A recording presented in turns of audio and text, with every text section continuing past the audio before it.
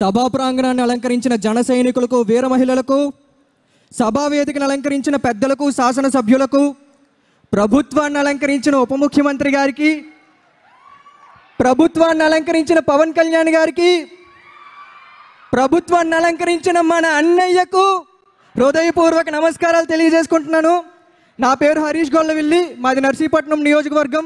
ఇక్కడున్న జన సైనికులు, వీర మహిళలు సామాన్యులు కాదు. ఒక అన్యాయాలు, అరాచకాలతో వ్యవస్థీకరమైన ఒక బలమైన రాక్షస సమూహంతో యుద్ధం చేసి ఆ యుద్ధంలో గెలిచి రాష్ట్రాన్ని, రాష్ట్ర భవిష్యత్తుని కాపాడిన వీర సైనికులు మీరు.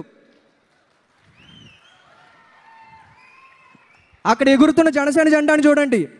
తెలంగాణ గడ్డ మీద పుట్టిన జెండా, ఆంధ్ర రాష్ట్ర ప్రజలకు అండా దండ. ఒక దేశపు జెండాకు ఉన్నంత పొగరున్న జెండా అది.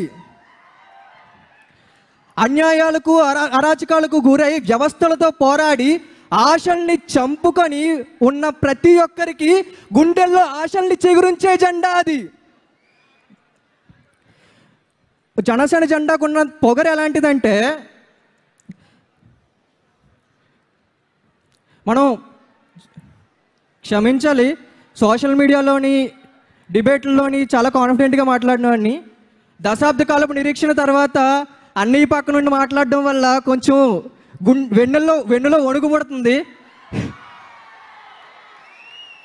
చాలా మాట్లాడదాం అనుకొని వచ్చాను, కానీ ఇక్కడికి వచ్చిన తర్వాత అన్నీని చూసిన తర్వాత, అన్నీ పక్కన నుంచున్న తర్వాత చేతులు వణుకుపోతున్నాయి. సరే, కంటిన్యూ చేస్తాను. జనసేన జెండాకున్న పొగరు అలాంటిది. ప్రత్యర్థుల గుండెల్లో దడలు పుట్టించే జనసేన జెండా అది. అలాంటి జెండాని పోటీ చేసిన 21 చోట్ల రెపరెపలాడించిన వీర సైనికులు మనందరం.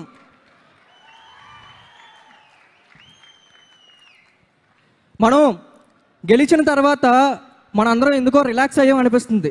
మనం ఎవరి కోసం కష్టపడ్డాం? ఉప ముఖ్యమంత్రి పవన్ కళ్యాణ్ గారి కోసమా? అధ్యక్షులు పవన్ కళ్యాణ్ గారి కోసమా? మన అన్నయ్య పవన్ కళ్యాణ్ గారి కోసం కాదా? ఆయన మన అన్నయ్య కాదా?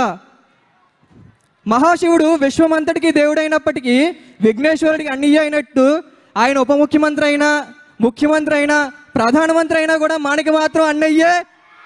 ఆయనకి మనకి దూరం 2 గుండెలు మాత్రమే. ఆయన మన సొంత అన్నయ్య. ఇది మన సొంత party, Janasena party. Janasena party కోసం మనం శ్రమించాం, గెలిపించాం. గెలిచిన తర్వాత ఎందుకో కొంచెం రిలాక్స్ అయ్యాం. మనం ఆయన్ని ఉప ముఖ్యమంత్రి స్థానంలో కూర్చోబెట్టాం. ఇది మనకి సరిపోతుందా?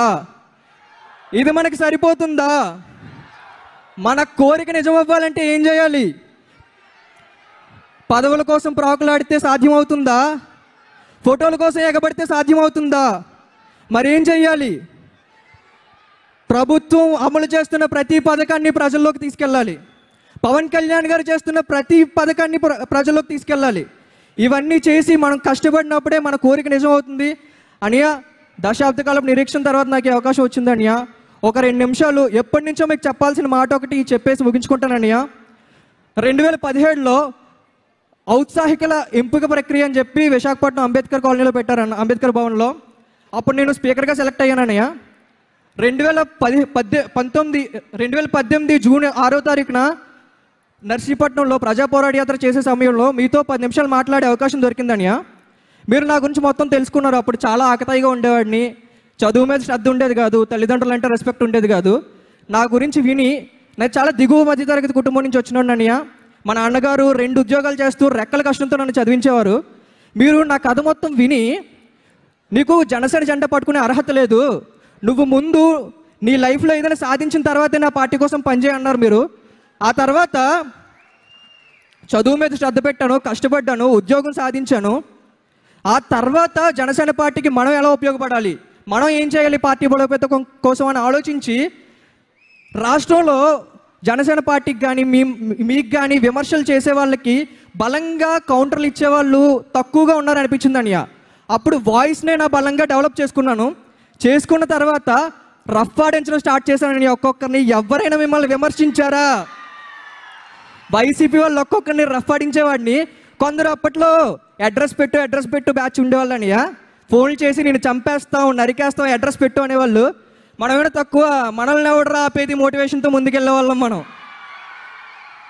నేను కూడా రండ్రా, ఎంతమంది వస్తారు రండి, నేను ఒక్కడనే వస్తాను చూసుకుందాం అని చెప్పి అడ్రస్ పెట్టేవాడిని. మంగళగిరి పార్టీ ఆఫీస్ అడ్రస్ పెట్టేసేవాడిని. అది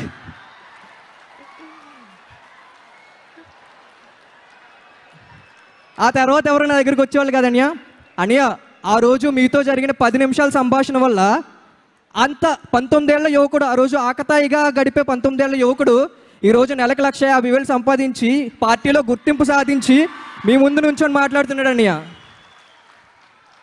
అనియా థ్యాంక్ యూ అనియా, ఇది నా తల్లిదండ్రులు మీకు చెప్పమన్నారు. నాకు ఇంత చక్కటి అవకాశం ఇచ్చిన ప్రతి ఒక్కరికి ధన్యవాదాలు. Thank you so much.